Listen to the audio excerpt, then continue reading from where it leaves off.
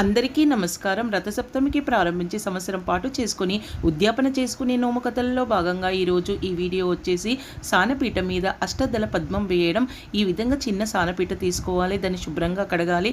ఏ రోజైతే ప్రారంభిస్తున్నామో అంటే రథసప్తమి రోజు ప్రారంభిస్తాం కదా, ఆ రోజు చక్కగా పసుపు రాసి దానిపైన అష్టదళ పద్మం వేసి పసుపు కుంకుమ అక్షంతలు కొద్దిగా నైవేద్యం పెట్టాలి. ఇంకా గౌరమ్మను పెట్టుకోవాలి. అంటే మొదటి రోజు మాత్రమే గౌరమ్మను పెట్టుకోవాలి.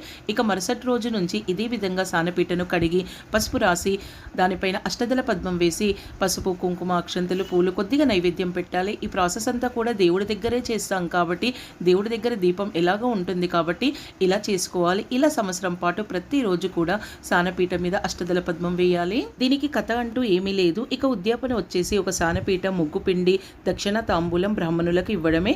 కావాలంటే బట్టలు పెట్టి సాహిత్యం కూడా ఇవ్వచ్చు. ఇచ్చి చెల్లింది అని అనిపించుకుంటే సరిపోతుంది.